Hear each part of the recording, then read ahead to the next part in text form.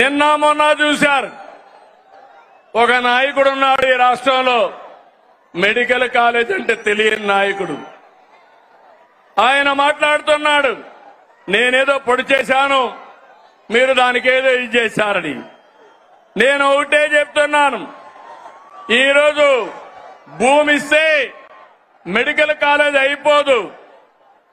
ఈ రాష్ట్రంలో విద్యా సంస్థలకి ప్రాధాన్యత ఇచ్చిన ప్రభుత్వం ఎన్డీఏ ప్రభుత్వం, కేంద్ర ప్రభుత్వం, ఇటు రాష్ట్ర ప్రభుత్వం. రాష్ట్రంలో మెడికల్ కాలేజీలు తెచ్చిన ప్రభుత్వం తెలుగుదేశం ప్రభుత్వం అవునా కాదా అని మిమ్మల్ని అడుగుతున్నాను. ఈరోజు దగ్గర 17 కాలేజీలుంటే ఒక కాలేజీ మాత్రం మొన్నే పాడేరు ఆపరేషన్ చేశాం. 16 కాలేజీలు చేయలేకపోయాం. ఫౌండేషన్ వేయడం, రిబ్బన్ కట్ చేయడం, నేనేదో చేశామని చెప్పుకోవడం కాలేజీని నడిపే విధానం కాదు. అందుకే ఈరోజు ఈ ప్రభుత్వం పీపీపీ విధానం తీసుకొచ్చాం. ఆస్తి మనది, వేరే వాళ్ళు దాన్ని రన్ చేస్తారు, జవాబుదారీతనంగా ఉంటారు. దీనివల్ల 26, 27కు 4 కాలేజీలు వస్తాయి. 27, 28కి 7 కాలేజీలు వస్తాయి. దీనివల్ల 50% సీట్లు కన్వీనర్ కోటా కింద వస్తుంది.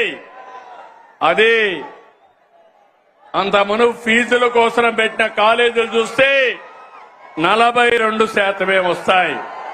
ఈ రోజు మా మంత్రి సత్యకుమార్ యాదవ్ గారు ఇక్కడే ఉన్నారు. మొన్నే సవాలు విసిరారు, మీరు చర్చకు వస్తానంటే రేపు అసెంబ్లీకి రండి, మీరేం చేశారో మేమేం చేశామో చెప్పడానికి సిద్ధంగా ఉన్నామని సవాలు విసిరారు. ధైర్యం ఉంటే అసెంబ్లీకి వస్తే మొత్తం తేలిపోతుందని చెప్పి కూడా నేను మీకు తెలియజేస్తున్నా.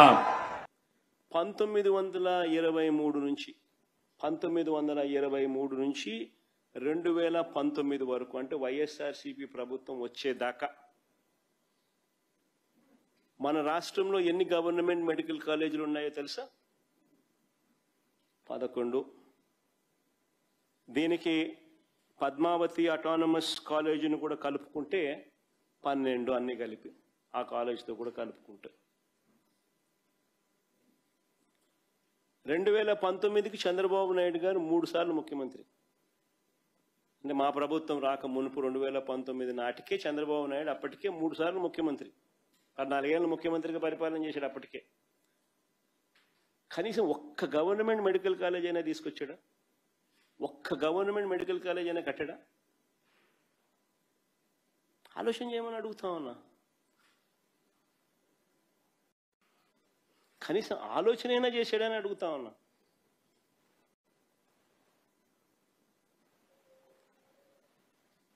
అదే మా ప్రభుత్వం. 2019లో మా ప్రభుత్వం వచ్చింది.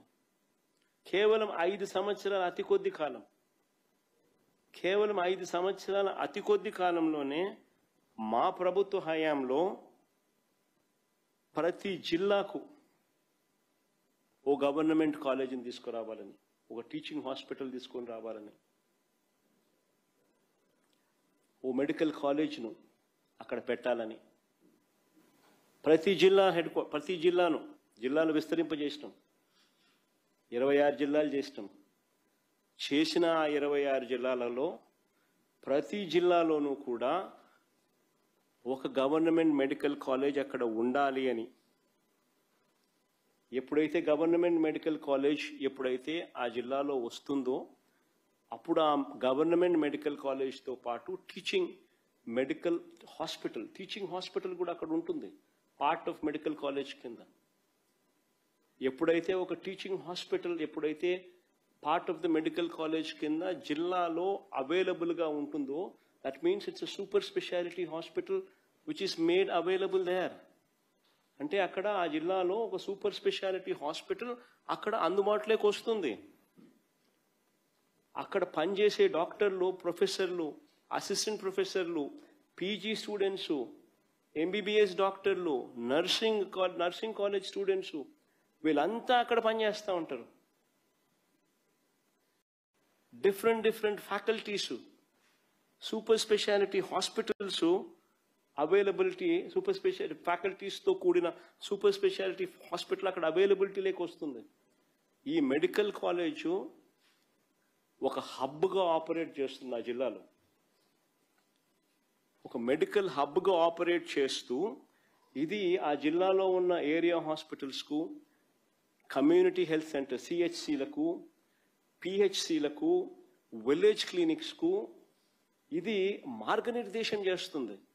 ఒక మెడికల్ హబ్గా జిల్లాలో ఉన్న అన్ని గవర్నమెంట్ చిన్న హాస్పిటల్స్కు this will be guiding factor. ఒక మెడికల్ హబ్గా ఉంటుంది. అత్యాధునిక వైద్యం అన్నది పేదలకు ఉచితంగా అందుతుంది. ఎప్పుడైతే ఇలాంటి సూపర్ స్పెషాలిటీ హాస్పిటల్ ఎప్పుడైతే జిల్లా హెడ్ క్వార్టర్స్లో వస్తుందో, అనైతిక ప్రైవేట్ హాస్పిటల్స్ ప్రజలను ఎక్స్‌ప్లాయిట్ చేయలేదు.